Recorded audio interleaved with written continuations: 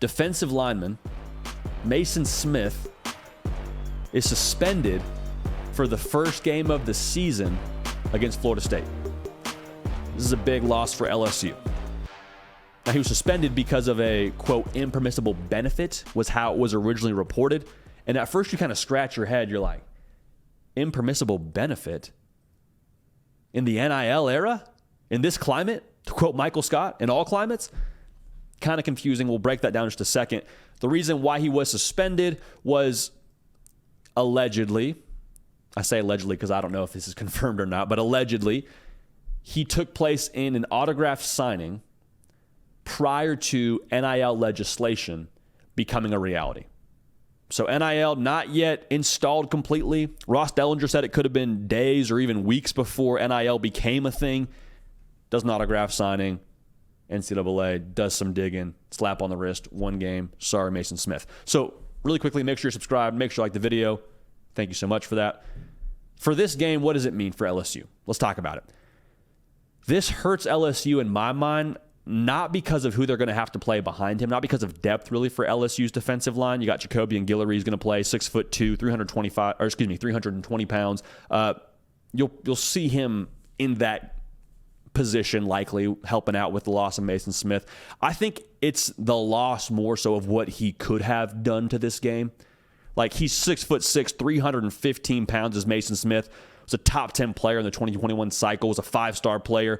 He was all SEC freshman team. Like, dude is a havoc wreaker. And he probably could have helped them apply some more pressure on Jordan Travis. To me, this is all about the potential impact he could have had on the balance of Florida State's offense. Because Florida State last year, they averaged right around 5 yards a carry. They made it a point to be a run-first football team, but even so, they were pretty balanced. So for Maason Smith, with the potential he could have had to take over this game, to be a game wrecker, at the very least, be able to kind of limit that yards per carry for Florida State, if that yards per carry number goes down to, let's just call it 3 yards a carry. Let's say Maason Smith is good for 2 yards a carry against Florida State. They go from 5 down to 3. If you're in, let's say, 2nd and 10, incomplete pass on first down, you got to run the football to try and pick up a reasonable amount of yardage to get a first down or to get a reasonable third down look. You go from what would have been 3rd and 5 last year, if you're running the ball on 2nd and 10, to, with Maason Smith in the game, being at 3rd and 7. 3rd and 5, whole playbook is open to you. 3rd and 7, you're probably thinking natural passing down, and you're probably thinking you're playing that differently on the LSU defensive side of things. So it's all about balance. It's all about options in the playbook for Florida State, and having Maason Smith in this game, I think, would have really impacted that. And at his best, like I said already, he could have been a game wrecker for them. Like, he could have been a guy that takes over a game like this, makes his presence felt, big number 0, getting after it, and he just forces double teams. Then Harold Perkins gets free on some blitzes, and then Mekhi Wingo gets active. Like, you see what I'm saying here? There could have been more in there for LSU if Maason Smith is able to play in this game. So you feel horrible for him, and you hate that for LSU. And I think he potentially, there's that word again, potentially, you can tell we're rounding the form here for week 1. He could have been the most impactful player in this game, and that's why it hurts for LSU. I didn't say he's the most talented player in the game. I didn't say he's the highest draft pick in the game, best player in the game. Could have been the most impactful because of how he impacts what Florida State could have had to do offensively. So that's that. I think LSU will still be in good shape, but obviously you hate to lose what he could have been in this game. Now, here's the thing I want to talk about. Let's get down to this. Impermissible benefit. Autograph signing before NIL becomes a reality. Again, Ross Dellinger reporting it could have been days or weeks before NIL legislation becomes a thing. Here's my situation I want to lay out for y'all. Let's say I jaywalk. Against the rules. I jaywalk, and on 3 says, JD, we're going to suspend you for a week. Say, okay, I broke the rules. That's fair. A couple days later, there is a law passed that says jaywalking is 100% fair game. Everybody can jaywalk. You can jaywalk, you can jaywalk, you can jaywalk. Look under your chair, you can jaywalk.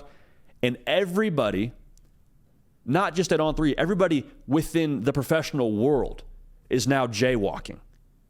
How should we handle my suspension? Should we say, hey, sorry, you're still suspended? Or should we say, actually, this is a normal thing now. Everybody does this now. Come on back to work.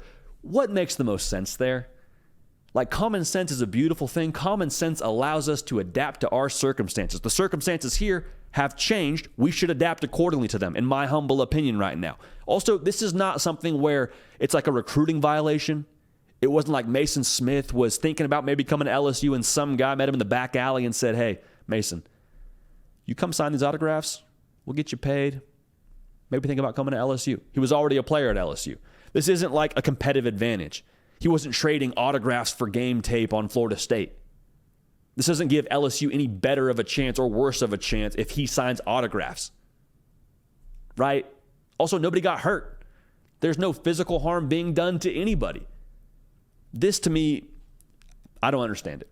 I don't understand it. I think it is lacking common sense. I think we're thinking about this the wrong way, and I wish we would just think a little bit less hard about things like this. If you want to punish him some other way, sure. Let's figure that out. Make him give that money to a charity of his choice. That feels a little more common sense, right? But we're suspending him for one of the biggest games of the season for LSU because he signed autographs before the season when everybody and their mama in college football right now is able to sign autographs and profit from it. Let's use common sense here, y'all. Let's play up a couple levels here. So for Maason Smith, big loss for LSU because of what he could have done for the game, impermissible benefit in NIL. Let's figure it out a little bit here. Hey y'all, thanks so much for watching. Subscribe to the channel here to make sure you don't miss an episode of The Hard Count. Also be sure to check out other videos on the On3 YouTube channel.